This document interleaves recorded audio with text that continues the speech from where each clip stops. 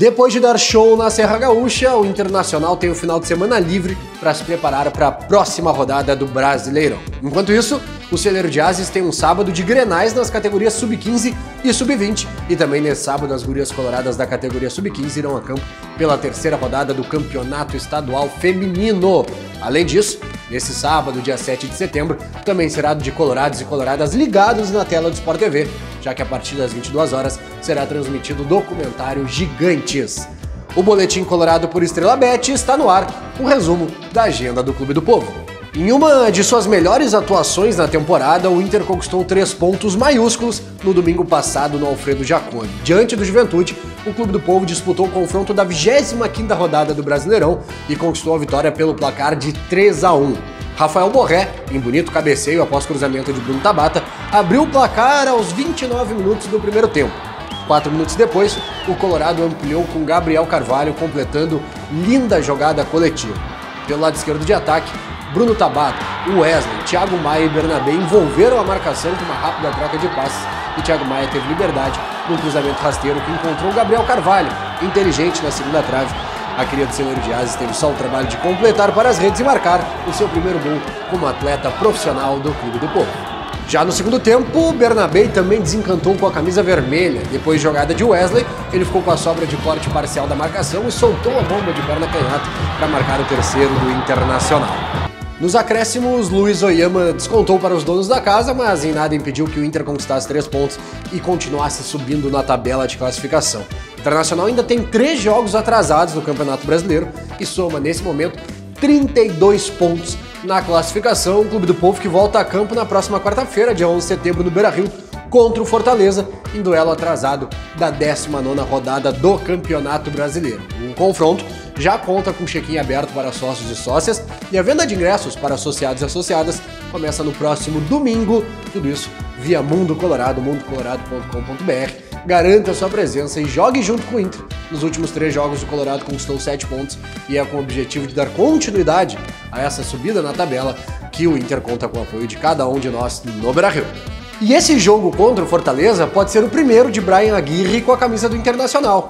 Lateral direito argentino de 24 anos, o atleta foi anunciado pelo Clube do Povo na última segunda-feira e assinou um contrato até dezembro de 2027. Aguirre tem um único clube na carreira até aqui, o Lanús, que o revelou, onde disputou mais de 140 partidas.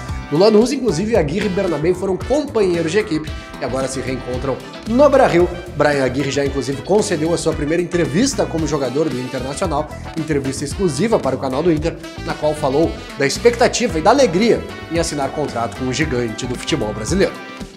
No, muy hermoso, la verdad que yo sabía que era un club muy grande y las estructuras eran hermosas, pero me sorprendió mucho el club, lo grande que es y lo hermosa que es la estructura y la cancha.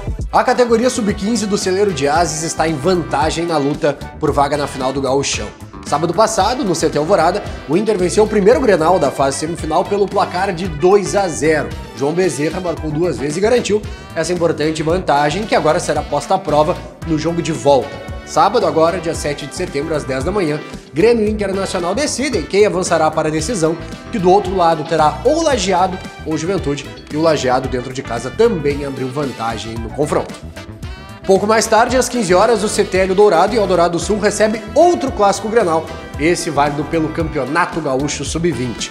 O Internacional, que tem novo técnico na categoria, Éder Moraes, venceu na rodada passada, no último final de semana, a equipe do Real de Tramandaí pelo placar de 2-0. Jonathan e Gabriel Amaral. Gabriel Amaral primeiro, em bonito lance de voleio, e Jonathan, com oportunismo na segunda trave, marcaram os gols da vitória por 2-0 no CT Alvorada.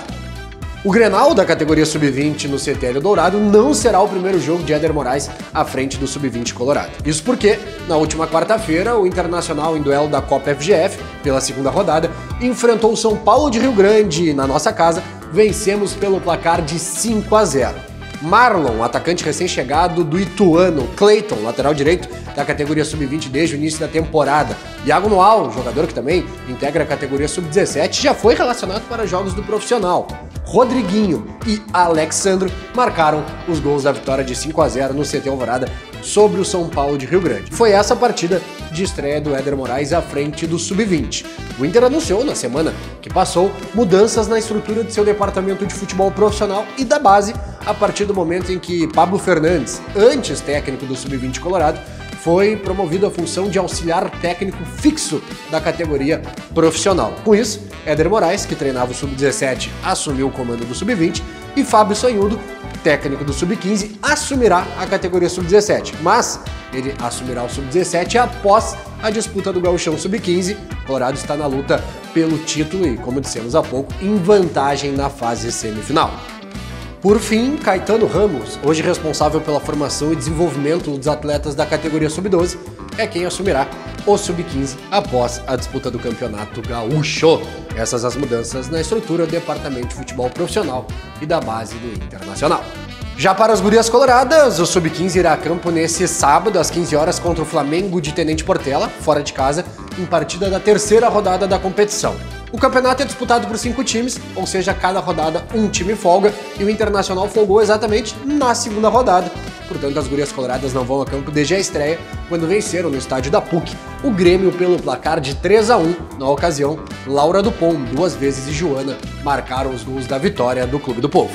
Sobre as gurias coloradas, a gente lembra sempre que a categoria profissional, no próximo mês de outubro, estreará na disputa do Gauchão, e o Sub-20 está na semifinal do Campeonato Brasileiro, mas os jogos da fase semifinal contra o Flamengo acontecerão somente nos dias 9 e 16 de novembro, dia 9 de novembro na Gávea, 16 de novembro com o mando de campo do Internacional. Mas a semana também teve notícia importante para o futebol feminino profissional: a renovação de contrato de Gabi Moraes, camisa 8, chegou ao Internacional no último mês de maio, assumiu com autoridade a titularidade no nosso meio de campo, renovou o contrato até dezembro de 2026.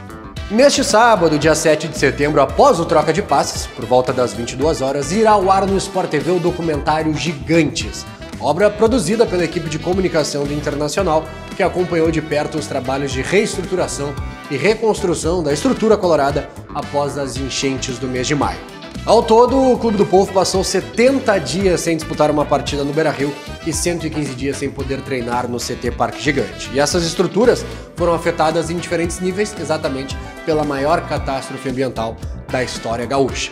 O documentário Gigantes acompanha, sob a ótica dos funcionários e funcionárias do Internacional, os trabalhos de reconstrução do Clube do Povo.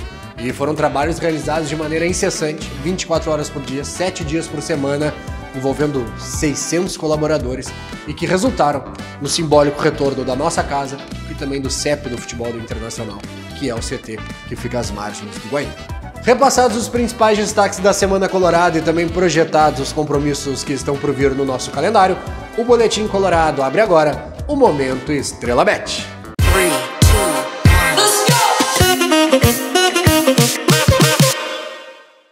Estamos em época de data FIFA e nesta sexta-feira a seleção brasileira vai a campo no estádio Couto Pereira, em Curitiba, contra o Equador. Brasil precisando de reabilitação nas eliminatórias sul-americanas para a Copa do Mundo de 2026, pois vem a 4 jogos sem vitória. Nesse período, tivemos empate contra a seleção da Venezuela e derrotas para Uruguai, Colômbia e também Argentina. Portanto, o Brasil tem a responsabilidade e vai ter o apoio da torcida para voltar a vencer, e por isso a sugestão é de aposta na Estrela Bet na vitória brasileira. A gente lembra sempre que as odds são variáveis de acordo com o fluxo de apostas no mercado, mas nesse momento, odds de 1,36 para a vitória brasileira. Pode não ser o mais alto dos retornos, mas uma aposta de relativa segurança, porque, como falamos, o Brasil precisa dessa vitória e terá todo o ambiente para buscá-la. Já na próxima terça-feira, dia 10 de setembro, Colômbia e Argentina reeditarão a última final da Copa América com mando de campo colombiano. A partida acontece a partir das 17 horas e 30 minutos de Brasília e a sugestão fica para uma aposta no empate, cujas odds são de 3,14 na Estrela Bet. Chega ao fim mais uma edição do Boletim Colorado por Estrela Bet. Final de semana sem jogos da categoria profissional masculina em virtude da data FIFA, mas com compromissos para as categorias de base masculina e feminina pelos gauchões sub-20 e sub-15 masculino e feminino. A gente retorna na semana que vem com um retrospecto desses resultados e também trazendo todas as informações sobre os próximos compromissos no calendário do Internacional. Te espero sempre aqui no canal do Inter no YouTube.